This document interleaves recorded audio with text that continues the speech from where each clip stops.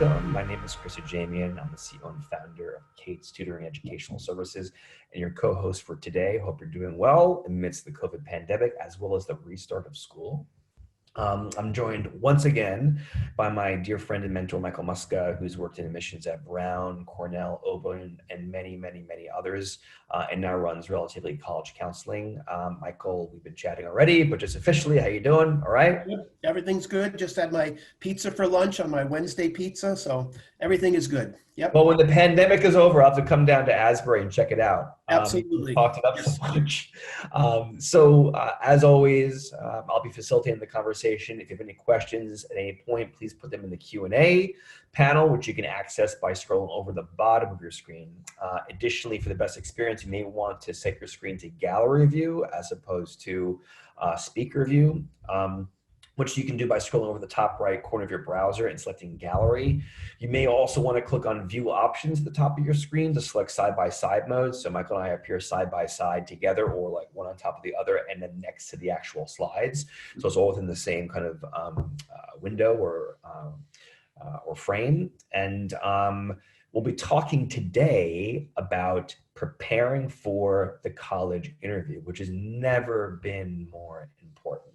And as far as our topics for today, we'll do an update as we always do. Then we'll talk about college interview 101. We'll talk about what's actually changed for this year.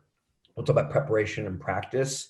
We'll also talk about what happens sort of at the interview, and then we'll do our customary kind of Q&A. And again, you want to put your questions in the Q&A panel, not the chat thread, the Q&A panel, please. And then if you do have a question, that we maybe didn't address or that is of a private nature, you're always welcome to contact one of us, either through Kate's or through Relativity. Here's our phone numbers, here are our emails, and that's it. Away we go. So Michael, a quick update. Michael, a lot's been happening, COVID-19 outbreaks. You told me this morning about Boston College, my undergraduate alma mater, having a massive outbreak. Northeastern's throwing students out. NYU is quarantining students in dorms. Michael, what's going on? No, I think that, there's no perfect solution to what any school's doing right now. And I think schools are learning that in their enthusiasm to open, that they were things that they had to pay more attention to. At the same time, there's some schools, they're talking about Wesleyan in Connecticut was touted the other day in terms of how well they're doing, so I think a lot of it is students being willing to understand that they are susceptible to the COVID and to have large gatherings, not, unsupervised situations withoout masks. They're living dangerously, where other schools are being much more careful in what they're doing and paying attention to it. And one of the things we've said all along is to our viewers in particular, watch what schools are doing, because that sends you a message in terms of how the schools are dealing with this, in terms of thinking ahead, because we have no idea whether something like this couldn't happen a year or two from now when your child would be in college. So paying attention to this, watching how schools handle it, I think is a great lesson for us in terms of getting a sense of what's going on. At the same time, today, the Big Ten just announced they're going to add football back. They announced 2 weeks ago, no football. And then 2 weeks later, because there was such an uproar that some of the Southern conferences were playing football, Big Ten announced yesterday that they're going to bring football back the end of October. So, who knows? In terms of what's going to happen, what's going to change in the next few weeks. Just to sort of add to that, I have a student who's currently at Wake Forest, and it's been interesting talking to him because he's partying. He's doing the thing that normal college kids do. And I said to him on numerous occasions, I'm like, are you at least wearing a mask? Are you being safe? And he's like, no. He's like, we're not. He was watching Monday Night Football in a bar a few days ago. And I'm like, are you like crazy? And it's been interesting kind of seeing how, at least Wake Forest has been handling it too. They've been seemingly pretty strong in making sure that students are being safe with how they're interacting on campuses. They're no longer allowing like conference rooms to be booked out. They have all these like kind of small,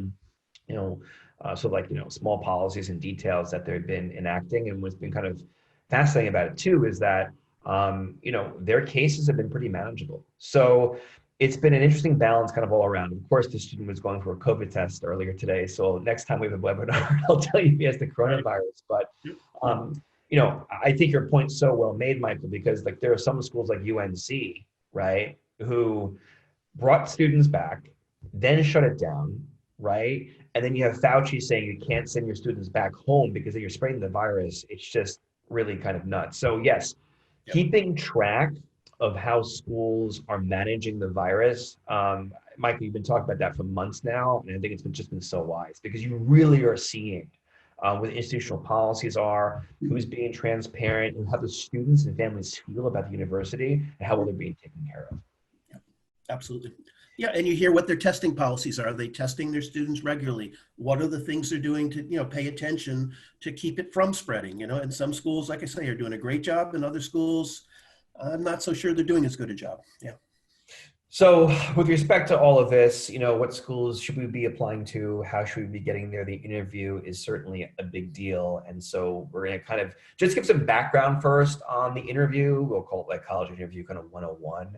And I have a couple of different sort of principles I'll sort of bring up so you can check it out. And then we'll talk a little bit more, in depth about them. So, number one, remember, the interview is the college's way to get to know the applicant better and to see who they are like in like 3 dimensions in the flesh and blood, as opposed to kind of like on paper, or at least in the older days, right? And now like on the digital screen. And it's a chance for the student to give a lot more kind of context and maybe nuance and information with respect to what they're passionate about, what they've sort of done in the past on their CV to demonstrate their interest in attending a particular school. And it's also a great place, and Michael, you've always said this, to ask the questions that you can't get the answers to online, right? And so what's been kind of interesting about this particular component of the application process is that in years past, it hasn't really been, Michael, you said it, I learned this from you.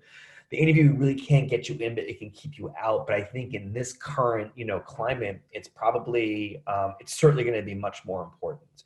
And it actually can help you kind of get in and improve your chances. So, Michael, before we start talking about the next slide on different types of interviews, anything else you want to say about the college interview in general? Yeah, I think the one thing to remember is, colleges can't get out on the road like they used to and come and visit you at the high schools. They can't get out on the road and go to college fairs where you could sit across from them at a table and ask some of these questions. So having the opportunity to be able to do an interview like this, in terms of a virtual interview with an admissions person, or we'll talk about other opportunities as well, is really significant. And, we'll highlight why we think this year it could be more important than ever. So, Michael, we'll take your lead here and we'll talk about the 3 types of interviews. And really, this is the way that you've organized it. So we'd love to kind of hear you talk about each of these different types of interviews: the alumni interview, the admissions rep, a current student. To what extent are they formal? To what extent are they common? Like, what sort of like the stakes involved in each one of them? Would love to kind of hear insights. Obviously, I grouped them into 3 different groups. The alumni interview is probably fairly common among the more prestigious, larger universities.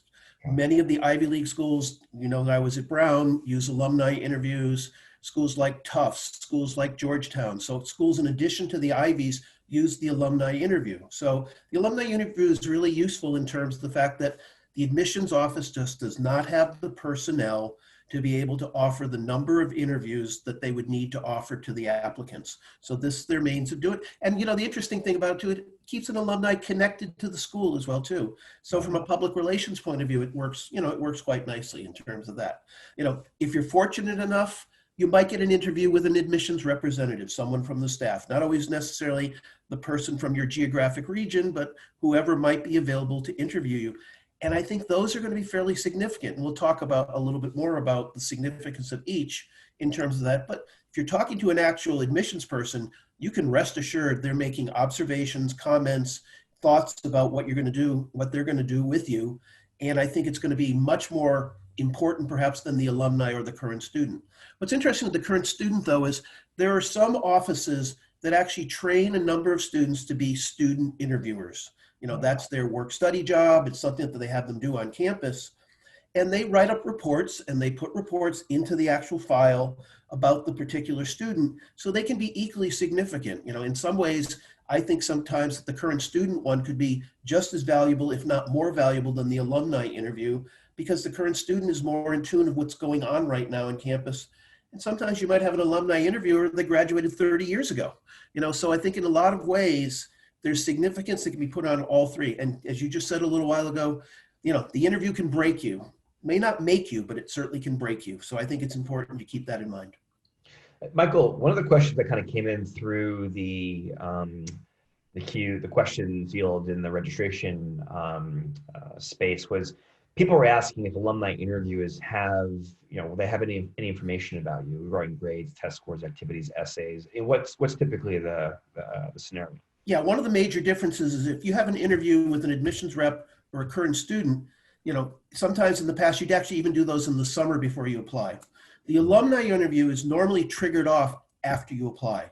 So in other words, the university has received your application, or at least most of your application. They're able to create a kind of sheet of information about you that is then sent to the alumni. So the alumni is going to know a little bit about you when they have that interview.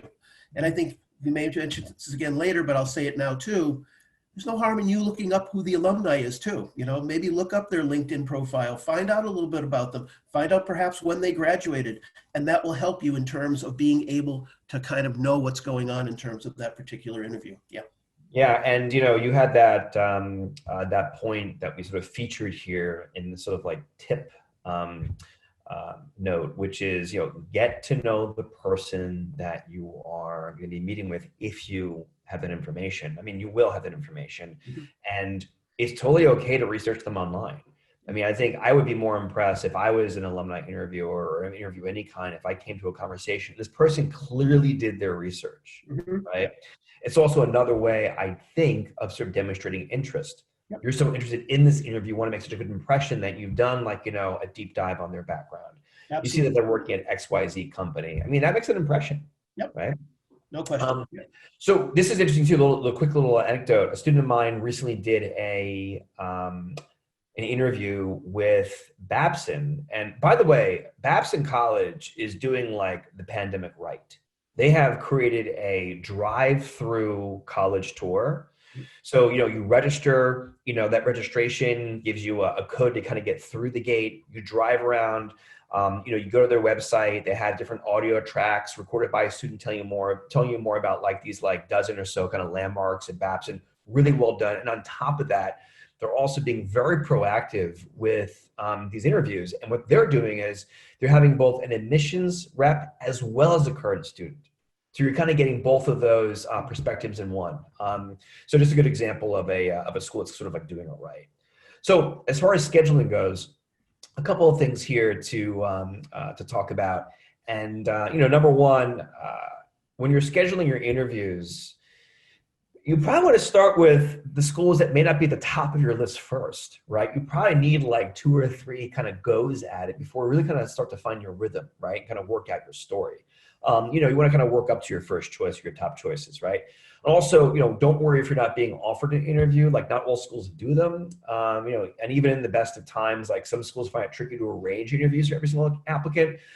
Michael, I know in one case, I have found that for some of the more popular schools, it's easier maybe for like an international student to get an interview than say maybe a U.S. student, simply because the ratio of interviewers to students might be a bit stronger.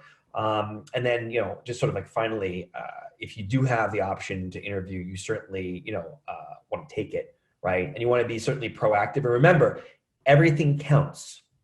So the way that you schedule the interview, the way that you respond to the email when the interview kind of comes up, right? You want to be proactive. It's a way of them tracking your interest, and how you handle just the scheduling, all of it makes sense. I mean, Michael, anything you want to add or anything you want to? Yeah, I think the important thing back to being proactive is there are only going to be a limited number of slots. So the sooner you get on top of this, the better. And again, remember, some schools will say to you, no, we don't schedule it until after you apply. But for the many schools that are doing them now already, go ahead and get going. And I think you're absolutely right in terms of, do 1 or 2 where you're not as keen on that particular school to kind of get it under your belt, because, having a little practice makes perfect. We're going to talk a little bit about doing some practice interviews before you even do an interview, but I think it's important that you start to think about what are the things that make sense in terms of how you're going to be successful with these interviews. Yeah. So let's now talk about, in light of all that, some of the change that we're seeing this year with the process, and we're going to talk about both sort of live online as well as asynchronous interviews here. So, what does all this mean? So, a lot of schools now are offering, like we said, virtual interviews as a part of the application process, and a few schools are also offering sort of limited in-person alumni interviews.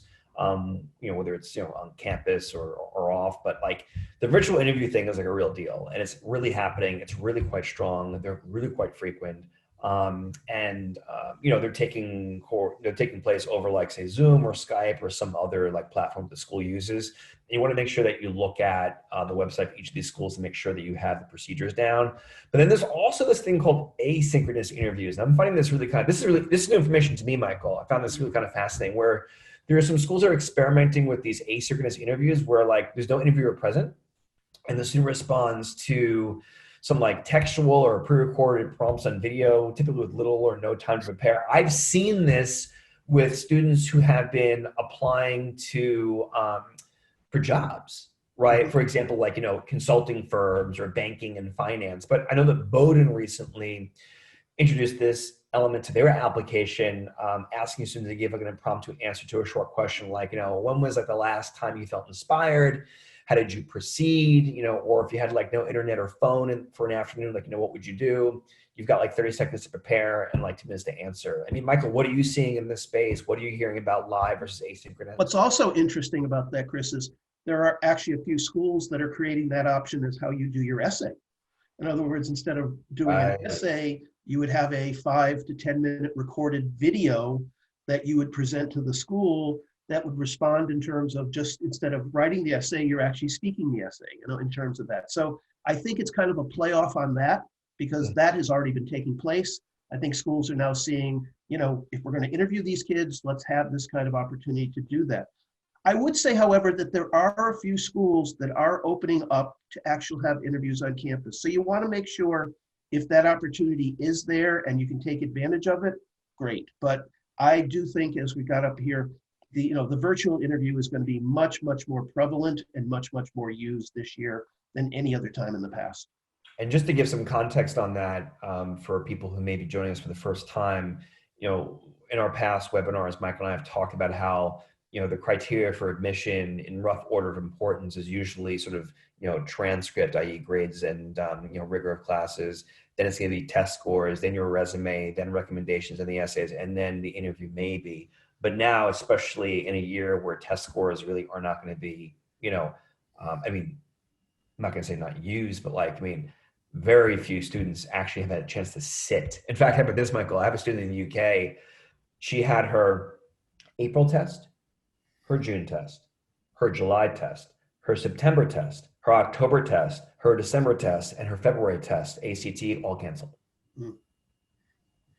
Right. So, and anyway, so that's all simply to say that test scores are really not going to be as strong a component, and the interview will take on that much more importance. Michael, anything I want to add to that? Or?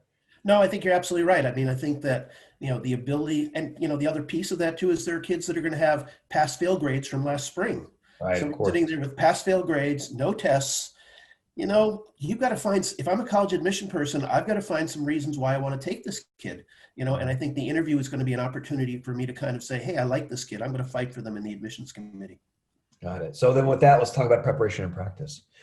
So a couple of things, we have to know what they're looking for. And what we've done here is we've just sort of listed a couple of bullets within the context of the type of candidate as well as demonstrated interest. And I'm going to show you a sheet that we prepared for you, and we'll share with you through the website. But everyone's always asking, how can you actually prepare for a successful interview? And it starts with knowing what each individual college is looking for. What kind of candidates is the school looking to attract? How can you get a feel for them through their website, their marketing materials, people that have gone to the school, also the essays. Michael, I was talking last night about the supplemental essay webinar that we did a few weeks back, where we looked at say Chicago and Harvard, side by side, and in that juxtaposition, we learned so much about the character of the school just by looking at the questions they're asking and the form.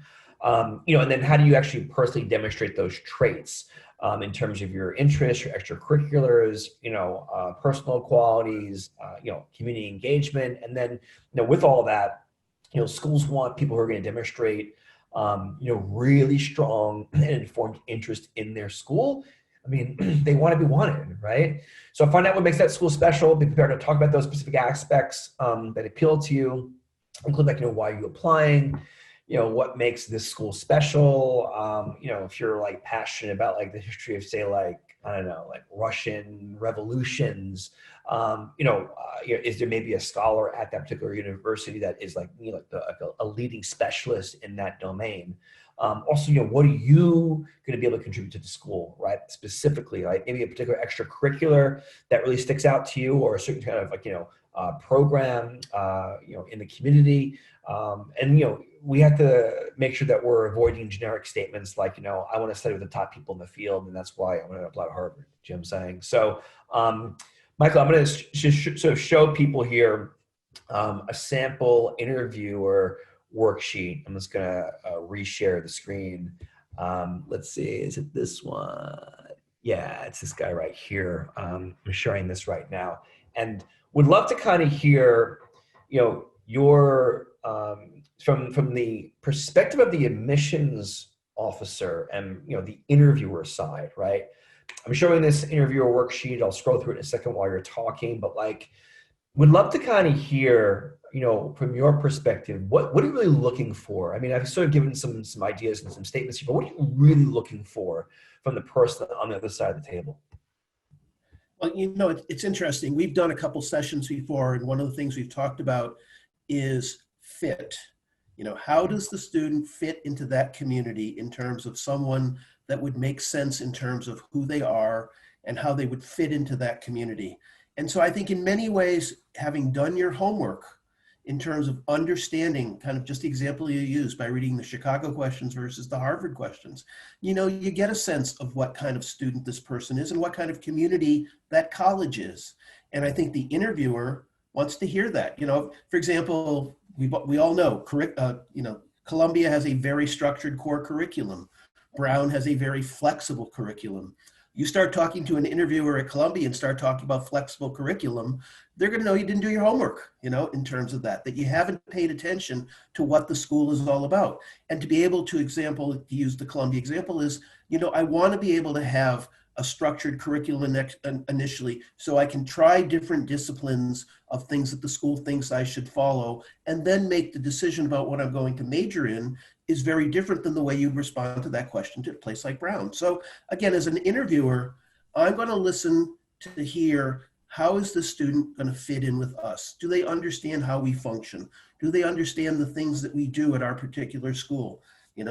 Brown is famous for its pass-fail options for kids to try courses in a discipline that they may never have wanted to try.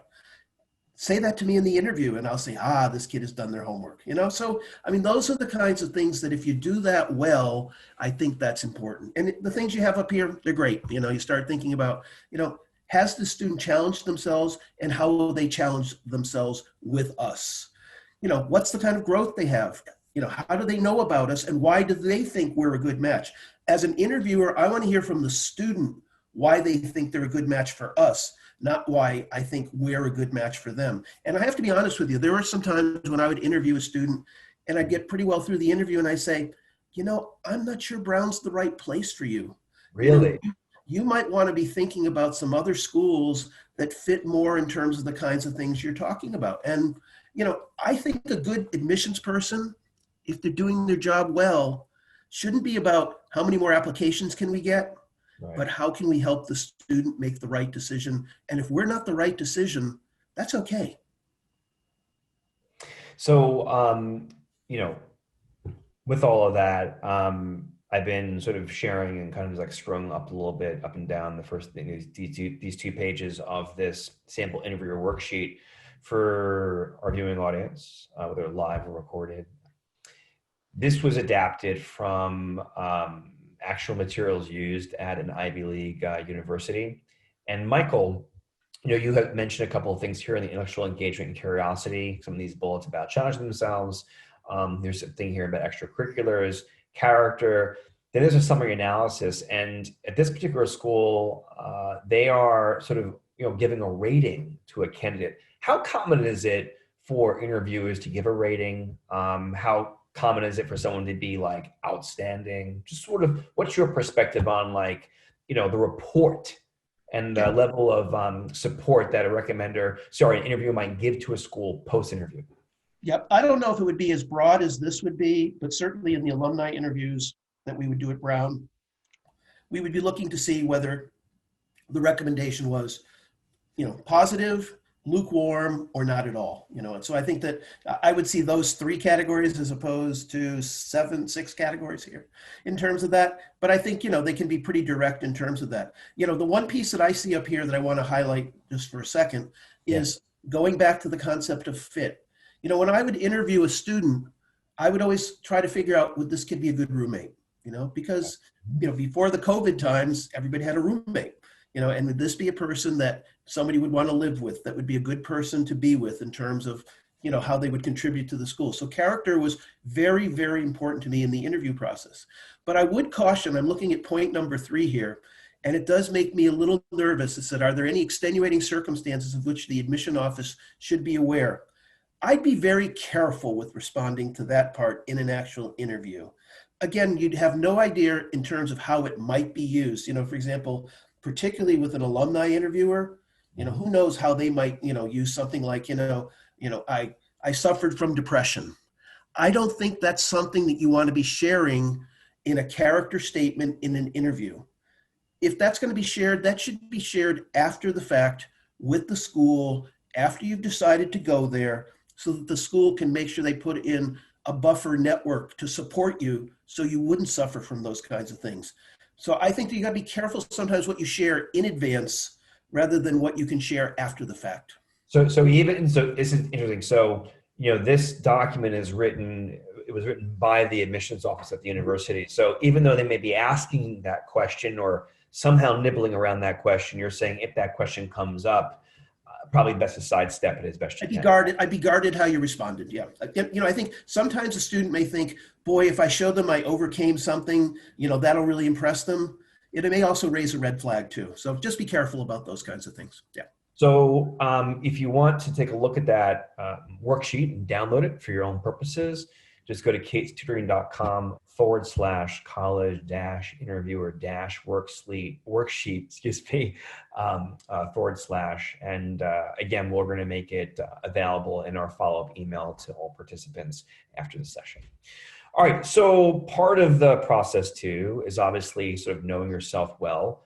Points to consider. Here are some points to consider, right? We have a number of kind of questions that we often ask students to think about before they, meet with an admissions person. And Michael, you see, there's that student again looking in the mirror, and you've talked about this, a number of times previously.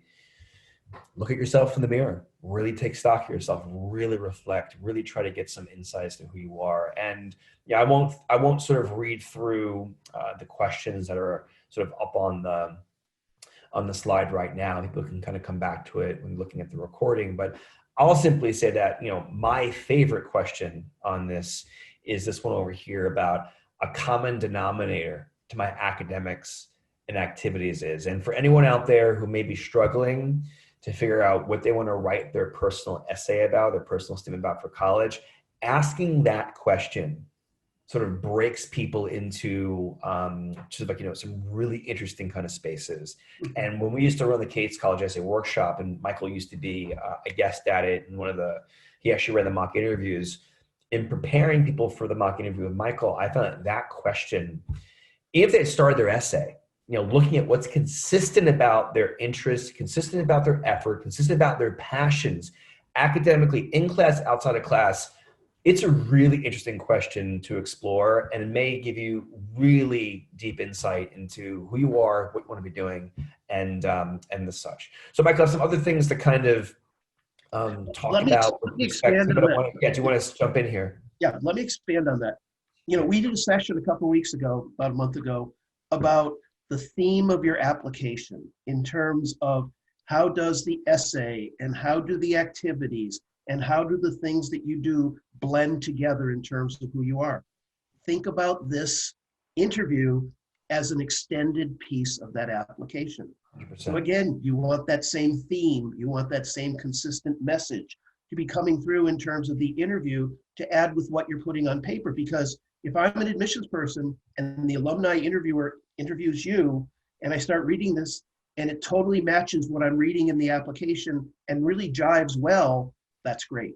If the interviewer has a report that's so different from what I'm getting out of your application, that's going to really make, lead me to puzzle what's going on here in that situation. So it's a great question in terms of that. It's funny too, Chris, looking at this, these are all questions I used to always ask. If I did an interview, what's your favorite subject? What's your strong academic area?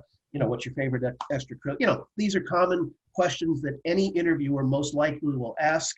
But I think you went a little bit beyond that in terms of the unique accomplishment and I really care about. And those are questions that if a good interviewer really wants to get some insight, you need to be ready to answer a question like that. Right. So and what's interesting too about this idea of like the application narrative and the theme is that when we go back over here now to our Know Yourself Well, we're going to talk about your 5 key sort of selling points, right? These should be targeted to each specific school as much as possible. And they are your biggest accomplishments. They're the reasons why you would contribute to life at your targeted school. And during the interview, you want to make sure that you respond to the questions by weaving these points in. And oh, by the way, these are also the points that your application is making through the essays, through the activities list, through like every component of it, right? And then, I had this idea of the 60-second pitch. I mean, it doesn't really ever actually happen, but it's really good to be able to take your 5 selling points and weave it into a 60-second pitch. Figuring out, what are the 5 themes that I want to make sure that I communicate, like extracurriculars, academics, like my community aspect, personal aspect, special talents, for example, maybe a career focus or like, a special talent, choose 5 and then order them so you can go from one to the next, sometimes you're able to open an interview with it. Right? If the interview may be unprepared for some reason, there are others like, tell me about yourself, which sometimes happens. It also might be a way to kind of close, right? The interview to make sure that you're either filling in gaps or you're taking what was sort of like a sprawling conversation and distilling it down into some finer points for the interview to help them. And that's one thing too I wanted to kind of get your perspective on, Michael. I know that one of the things that I've been saying to students the last couple of years now is that I think the interview is there because they want to be an advocate for you. Mm-hmm. So it's about giving them the information that they need to help them understand how best to sell you to admissions, mm-hmm. right? Yes, it's an evaluation, but it doesn't have to be like this interrogation. If you think of it as like, they're your friend, what do they need to know about you? It opens students up. They're able to kind of share themselves more, feeling more transparently and also more authentically. What do you think about that, Mike? No, I totally agree with that. I mean, I think the people that agree to be interviewers agree to do it because they really do want to support the student. They want to get a sense of why the student is a good match for the school. And once they ascertain that, they're very happy to be their advocates to do everything they can in terms of possibly support them. And one of the toughest things I used to think about at Brown was the alumni interviews were always so damn positive. And so sometimes it was hard to differentiate, from, and when you had one that all of a sudden went the other way, you went, who the hell is this interview? Why is he so mean to this poor kid? But you got to be careful on that. The one caution I would give is your 60-second pitch. I did a series of interviews for a school this summer. The school asked me to, take a bunch of their seniors to be through an admission process. And I have to admit that the student who tried to tell me everything before I had a chance to ask him anything, I didn't really warm up to that student as well as the kid who kind of like, let things evolve through the course of the interview. The concept that you said before about if at the end the opportunity is given to yourself to kind of, blend everything together again, fine. I'd be cautious to do that at the start of the interview, at the start of the interview, because I think the interviewer is kind of like, well, what else do I have to ask you if you already told me all this stuff, So, I think you want to get like a key point or two to get the interview going. I don't think you want to be in that point of like, I'm going to get my 5 selling points in that first 60 seconds before the interviewer has a chance to ask me a question. I'd be cautious of that. Okay. Well, like I was saying earlier, it doesn't ever actually really happen that way. And your point's very well made. And I think one of the things that's reminded me to make sure that we mention is that, remember, like it's not an interrogation, it's a conversation. So if you sort of open up with, here's my presentation, you're not actually engaging with the person, the human being across the table with you, right? So yeah, just to kind of make sure that it's crystal clear, it's good having the 60-second kind of like picture presentation, if you ever need it. I mean, does it ever happen at the start of an interview? Unlikely, but it could be helpful at the end. And just sort of having that kind of like, down anyway can be useful in other contexts. It goes back to something we said earlier too, in terms of, if you get to know who your interviewer is, whether it's an admissions person, a student, or an alumni, you want to start the conversation of getting to know each other first, okay? That's very different than hitting them with your 5 selling points the first time you open your mouth, okay? That's, as you said, it should be a conversation, building a relationship with this person so that they're going to be your advocate. Yeah. So in that conversation, we also want to be able to anticipate, the questions here, right? We're going to share some sample questions with you in a second. You want to sort of like prepare your answers and also kind of, sort of be ready to share. And so, this is all just part of like the preparation process, right? And then when you're preparing your answers, you don't want to like write them down verbatim because people don't speak the way that they actually write, right? You don't want to be like a robot up there. You want to kind of get your main points down, like bullets, okay? And no kind of like, I always say to people, have an answer prepared, know why you're saying that, and then maybe have an example or two that kind of illustrates that, right? To kind of ground the principle and reality for the interviewers. This isn't about like memorizing answers. It's about having a framework, again, like a list of bullets to kind of bridge to, right? And oftentimes your interviewers may ask you kind of like vague or open-ended questions, and that's to get you to share more information about yourself, right? And then you'll have a chance to explain that throughout the interview. So having like some of the more specific examples or details of this is really kind of helpful. And so what I'll do now, Michael, is you sort of kind of give us your perspective on this. I'm just going to go over here to the sort of sample interview questions that I think people want to probably consider when they're preparing for an interview. So Michael, anything more to sort of add to this as you're sort of, one of the things Chris and I were joking about before we came on the air here was the interesting thing that you can do in a virtual interview that you cannot do in an in-person interview is you probably could make notes to yourself of your highlights and tape them behind your computer so that you make sure that you kind of slip it in at some point so that the interviewer isn't seeing you looking down at the desk to be reading something, but you're still looking at the camera and you've got what you need either superimposed or on another screen. So you're able to do that as well too. So that's a trick that a student can do nowadays that they could never have done years ago in a one-on-one interview. So that's something I we thought was kind of funny, but it's a reality in terms of what can be done now in terms of what a student can get away with, so and who's to know that you're going to do that? I'm looking at some of these questions, and I see the question, what's your favorite book? I always ask the question, what have you read lately? That was something, and I said, and sometimes I'd say to a kid, the kid said, well, I don't read a whole lot, and I'd say, well, do you read, do you go online? The world has changed so much. When I was interviewing, I hate to say this, 25 years ago, people were reading books more often than they read books now, sadly, but if you, follow something, you read the New York Times online every day, tell the interviewer that, okay? Let them know that you're paying attention to those kinds of things in terms of that aspect, in terms of being kind of sensitive to know what's going on in the world right now in terms of that. So I think in many ways, there's so many questions here, as you said, you can go right through all these, some of them are a little heavy as I'm looking at them here. And, so a lot of it depends in terms of, something, in terms, actually, this is the place probably to stick it in. Chris and I were talking before, what if an interviewer asks you a question that you're really not comfortable asking, Right. And I think that, that's an opportunity, to be very honest with the interviewer, to basically say, I'm not sure I'm really comfortable answering that question. And to be honest with you, I'd respect a student who would say that to me in terms of that answer. Or if it's a question you don't really have an answer for, you might say, well, let me think about it, and maybe I'll get back to you. And Chris, you suggested this earlier.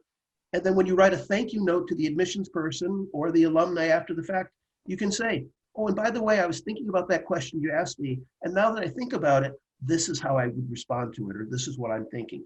There's lots of ways to be able to kind of regroup, recoup, however you have to do this in terms of the process.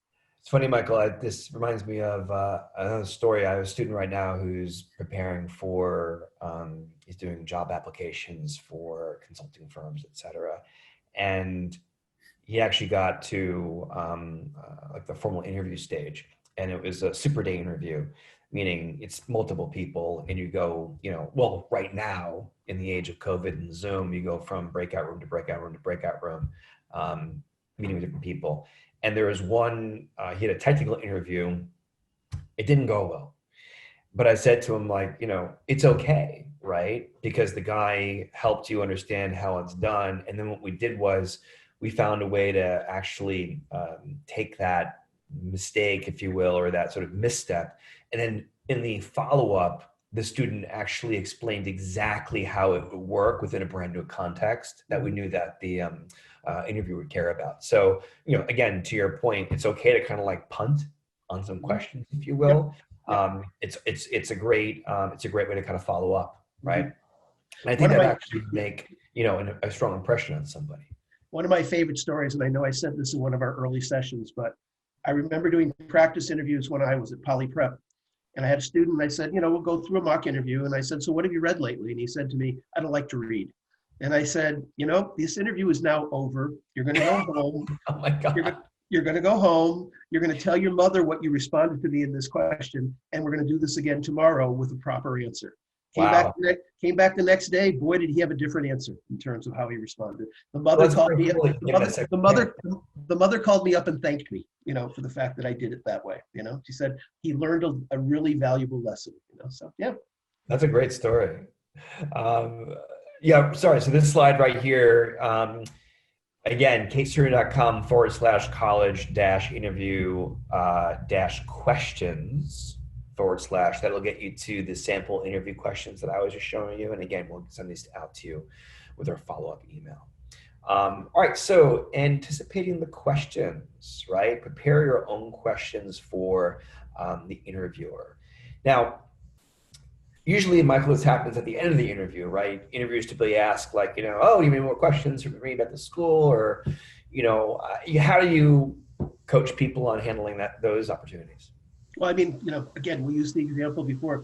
You can prepare the questions and have them sitting on a sheet of paper behind your computer to be ready to ask them if it's something was covered or not covered in that respect. But I think it's an opportunity to think about, it gives the interviewer insight into you in the type of question that you ask.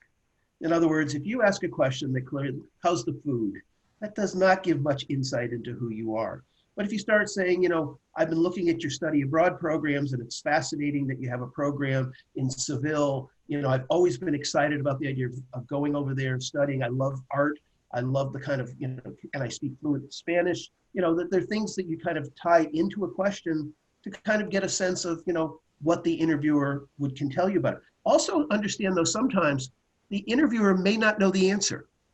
Okay, that's one of the things to remember, particularly with alumni that have been away from the school for 20 years, may very well not have an answer to a question that is so pointed that there's a good chance they don't know the answer. But a good interviewer will say, let me look into that and I'll get back to you on it, okay? Just like you can do the same thing in terms of how you're not really comfortable answering a question for them. So I think in terms of using it in terms of thoughtful questions about the school, but I think many times the thoughtful questions should be directed to the interviewer or the student interviewer's own experience. Right. Because there's a chance to kind of go in depth to get a sense of how they experienced the school, how they did different things. If you were, for example, if you were applying to Brown and talking to a Brown alumni interviewer, how did you use the open curriculum at Brown? How was it something that benefited you? Were there courses that you took using the pass-fail option, and what kinds of courses were they? Did you interact with the RISD cooperative program in terms of taking an art class? To show the thing that you kind of understand, but your questions are thoughtful in the way that it engages the interviewer as well, too. Michael, that's interesting because it reminds me of something that we have been talking about really for weeks now, and this particular session is an extension of it, which is how do I demonstrate interest in a certain school during the age of COVID when I actually can't go and visit the school? And what you're referencing now is it made me think about how some um, schools at universities have their own sort of like admissions. Like for example, like the engineering school have their own admissions info session, Mhm. right?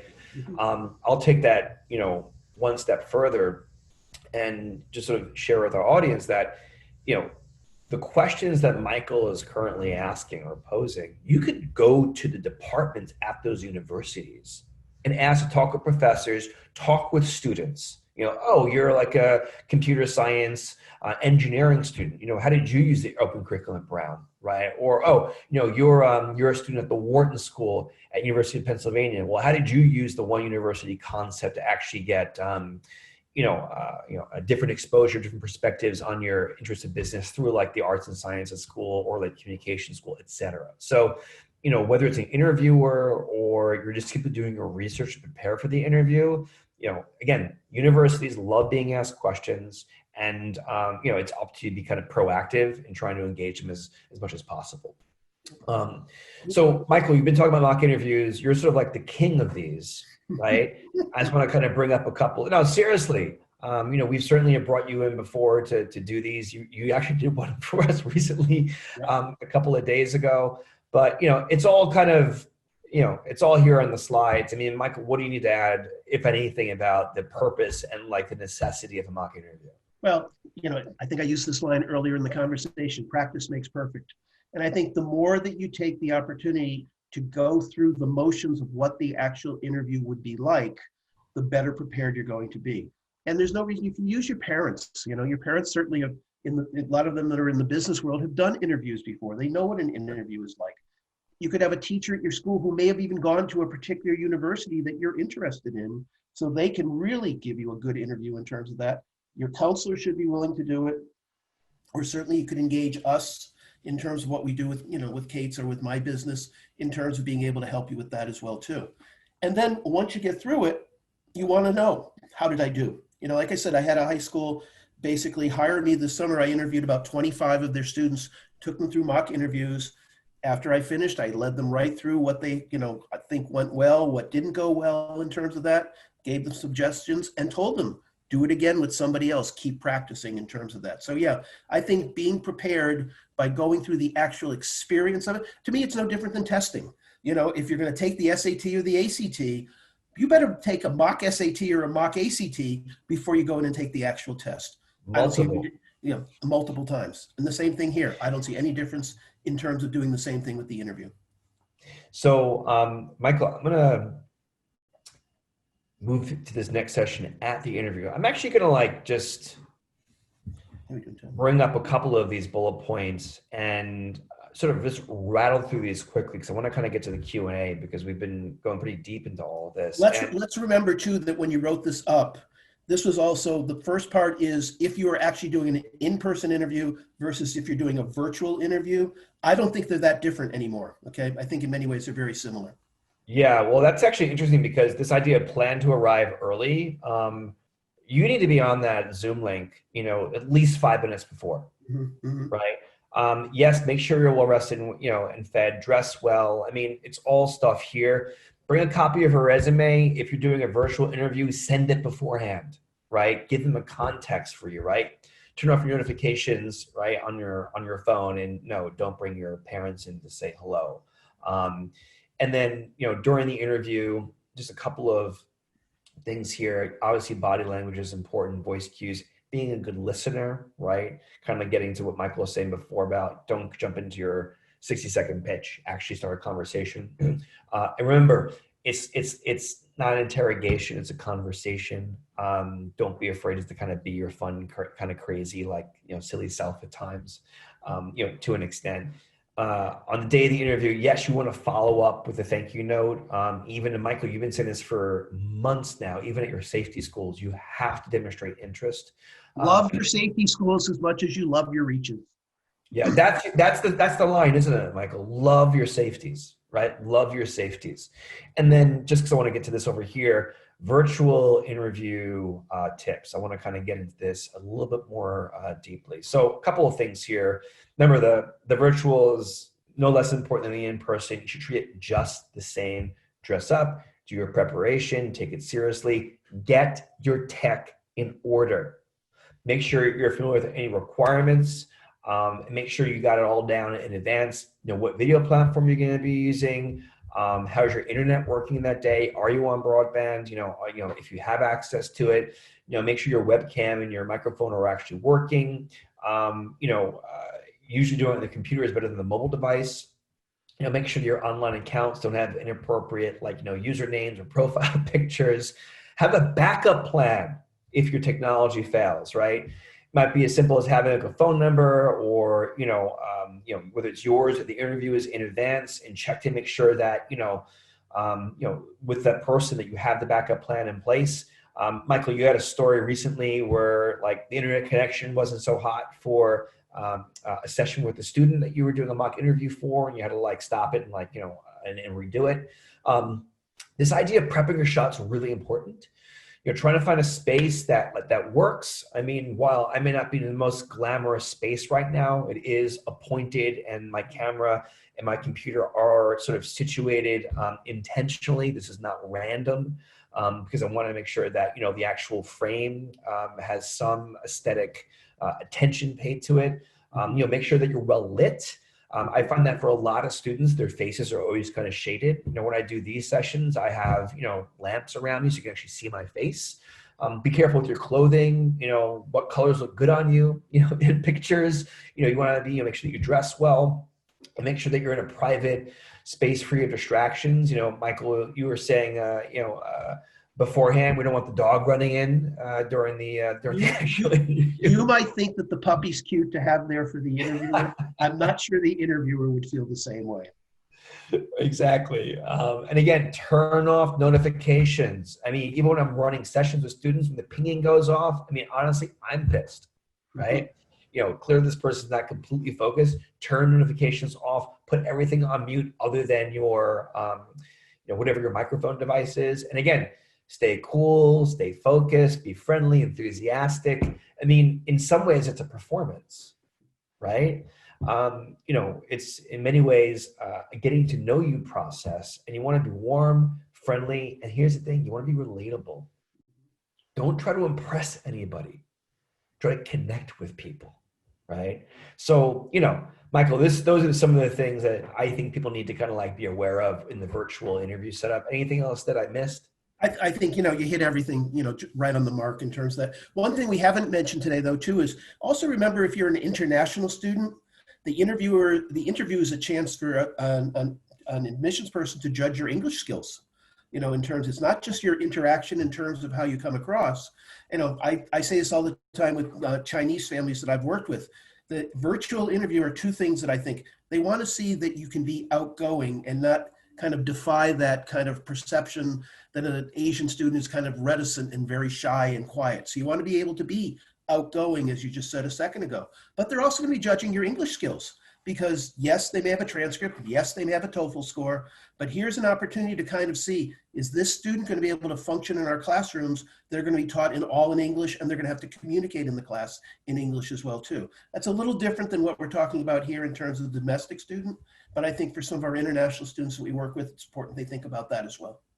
So Michael, we'll go over now to our Q&A, and we've already answered a lot of the questions that were submitted. And again, if there's anybody in the viewing audience right now that wants to submit a question, please do so through the Q&A panel, which you can find at the bottom of your screen, probably. Not to chat through the Q&A panel, please. Michael, one thing that kind of came in, I think this is so fascinating.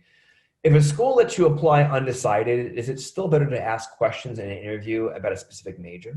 Thoughts? Yeah, it's interesting. I think the interview is the greatest place that an undecided student can tell the college why they're undecided. It's the perfect opportunity. If I'm, I hate to keep using Brown all the time as an example, but if I don't know what I want to major in, one of the beauties of the Brown curriculum is I can try all these different things without anybody telling me what I have to do. And your response to an interviewer at Brown would be, boy, this is so cool. My freshman year, I can try, 6, 8 different disciplines. And then by the time I'm a sophomore, then figure out what I want to major in. If I'm an interviewer, I'm going to respect that, okay? And that, to me, enforces why there's nothing wrong with being an undecided applicant. I think some people create a major that they really don't want to go into just for the sake of being able to feel like they have to put something down. I absolutely disagree with that. The interview is the perfect place to be able to show a school why you really are undecided. Michael, another question came in. What kind of info should we give in an interview versus, say, like a school-specific supplemental essay? Can I repeat answers from the interviews on the application? Well, I think it goes back to something we said earlier session and earlier today. It should continue to be part of the theme and the story of who you are. Right. So that if you wrote something in your supplemental essay, there is nothing wrong, and it should be the case, that you're saying many of the same things in your interview. But also remember, the alumni interviewer is not seeing your essays, okay? So they are not going to know what you wrote in your supplemental essay for the school. The admission person who might be interviewing you after you've applied has access to that. But the alumni interviewer would not have that. So the plus of that is keep the theme growing and building. That's the key. So another question came in, which I'll take quickly. Someone asked, will there be an exam besides the interview? You may have an examination coupled with an interview if you're applying for like a job, say like in the banking and finance world or consulting world, but not in the college application world. That's what the SAT and ACT are for. Michael, an application for ROTC question kind of came in, and you said that the ROTC application is completely separate from the college application process. You just want to touch upon that quickly? Yeah, if a student is interested in ROTC, certain schools offer it in certain disciplines of the military. Some schools may have Army and Navy ROTC, another school may have Air Force ROTC. So you want to, number one, see what the school offers. But the process to apply to ROTC is totally separate from the admissions process. So in other words, you'll have an interview with the ROTC people that has nothing to do with interviews that you would be having with the admissions people. Your goal is to be able to get admitted to the school from the admissions point of view at a school that has an ROTC program, because then you can use the scholarship from the ROTC people to apply against your costs at that particular school. Michael, a question came in. And again, just for our viewing audience, please put your questions in the Q&A panel versus the chat thread, just easier for us to manage. So Kimberly is asking, can an 11th grade student be interviewed or only a 12th grade student who has applied to the school? Kimberly's thinking probably the latter. And then can you please tell me what time of the year interviews take place, Michael? What's interesting is when you were able to do in-person interviews, obviously they encourage the student who's going to be applying that fall could be starting their interviews the summer before the application year that they're applying for. I think colleges are going to be very discouraging of juniors being granted interviews right now. I mean, you can go and visit a campus, you can go on a tour if they offer these things, but to actually do an interview and take it away from a 12th grader when there are limited numbers of interviews, that would be rare to happen. The exception to that might well be the family where there's a legacy of the school and they're in touch with someone at the school and there's a relationship that's already existing that the school may have an interview that might almost be a little bit of a coaching job for the student to encourage them of the things they might want to work on in the next year or two in terms of the application process, but that's unusual. Michael, another question here from the registration list. Do all schools interview prospective students? If not, is it recommended that the applicant contact the school to schedule or try to create an interview? I think absolutely. If you know a school offers interviews and you haven't heard from them, by a certain time in terms relative to the application deadline, I would reach out to the school and find out, what's going on. And the problem is there are some schools whose applicant pool is so large and there are limited numbers of alumni interviewers in some geographic areas, they just can't interview everybody. But by you reaching out and showing your desire to want to have an interview, you've helped yourself with demonstrated interest. You've let the school know, even though I can't get that interview, I wish I could because I want you to know how interested I am in you. Michael, question here. Is there anything I should avoid saying or sharing about in the interview?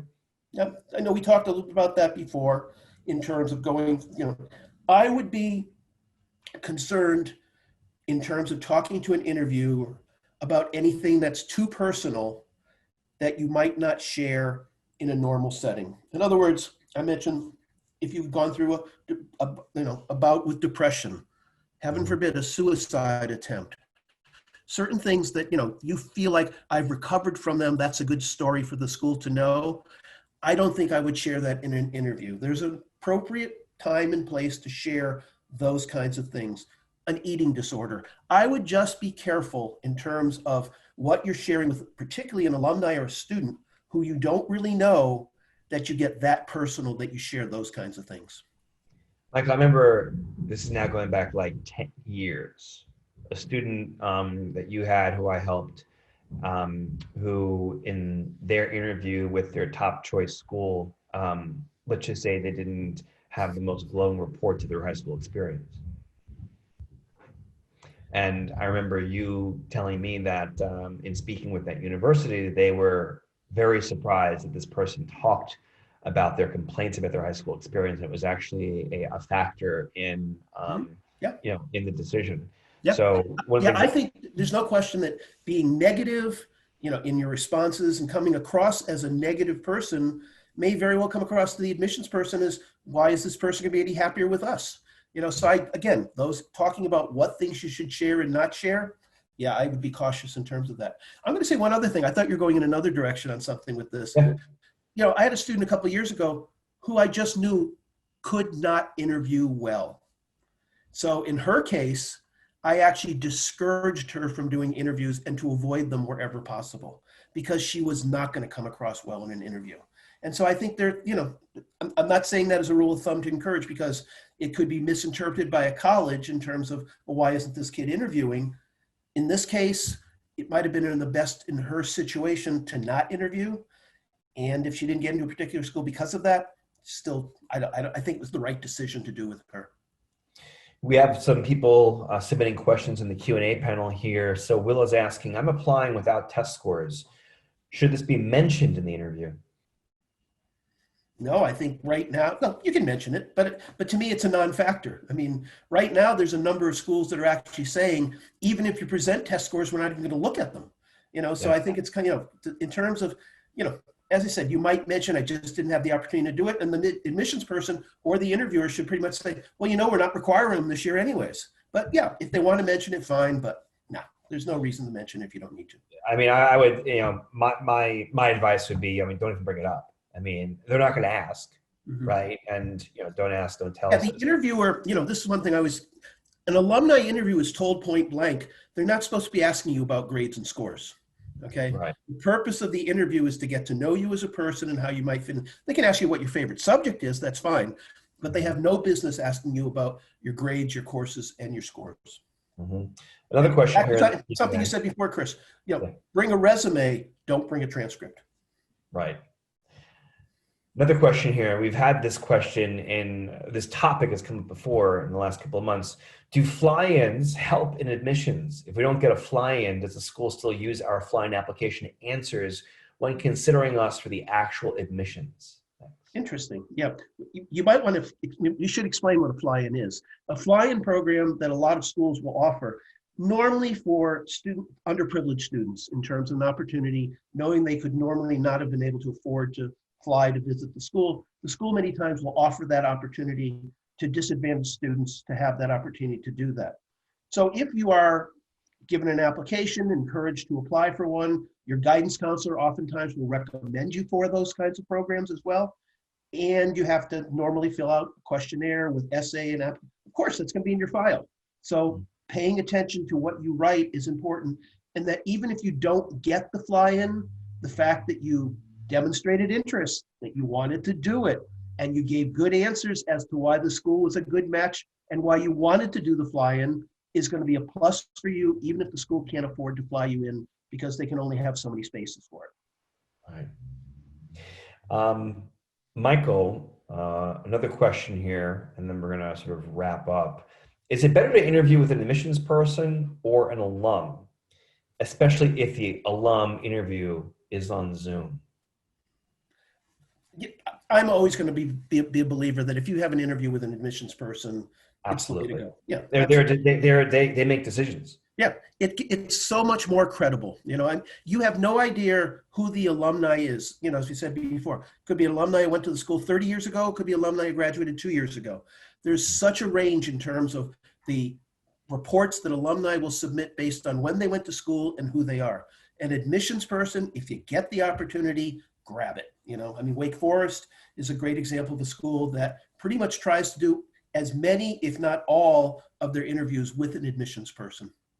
And just to sort of wrap up this Q&A, I'll simply say, to reiterate, if a school does not offer interviews, reach out and ask. Try and find the person who is the admissions rep or director for your region, whether that's in the United States and you're in a certain part of the US, whether it's a certain region or a certain state, or you're overseas. Try to connect with these officials and try to connect with them over Zoom or however best you can. It's going to be a big help.